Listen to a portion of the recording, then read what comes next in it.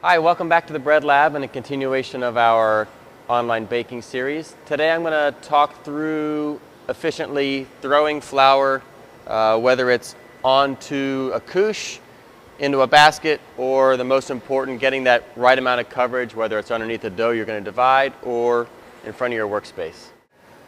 First, the basics. You're going to start with a small pinch of flour, not very much. And it's a matter of opening your hand to kind of whip that flour out of your hand.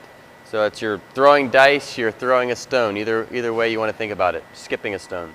So you're timing that opening so you get this light fan of flour. For our baguettes, bagels, anything in that hydration range, 55 to 70%, this is the coverage that you need. Small little bursts of flour.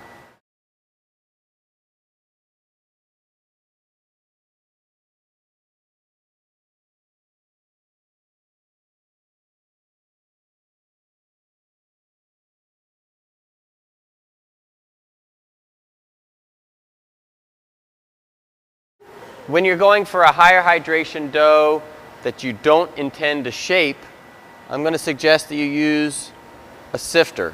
It gives a nice even coverage. You fan out that flour. It guarantees your ciabatta is not going to stick to your table and then tear as you move that to the cloth. Okay, so a nice big patch of flour, larger than your bus tub, larger than your massive dough when you dump that out. Okay, when you're going for your final shape, you're going to have a little fan of dusting flour out in front of you. Your divided pieces that have been pre-shaped rest up there, keeping a fairly clean surface in front of you. If you find you start sticking, I recommend people clear that space, get rid of any chunks of dough, and start with a nice light buffer of flour. Then you can continue with your shaping.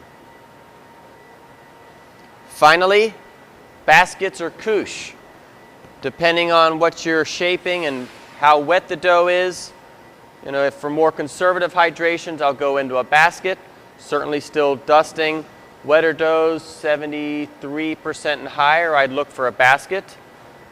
And in some situations, I will be dusting my cloth.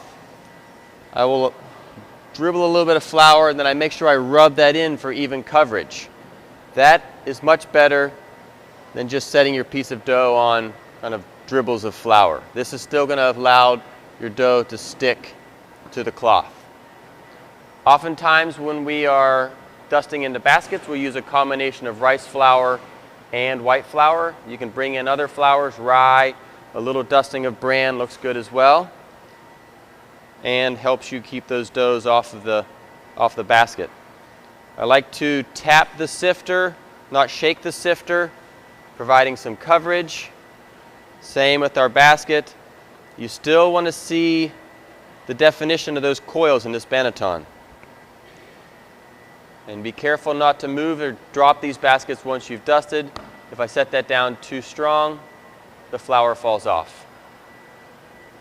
I hope these tips help you in the future with your dusting and help you not incorporate too much flour, as well as get the dough efficiently out of the basket after an overnight retard without too much flour as you're actually eating the bread. Thanks a lot.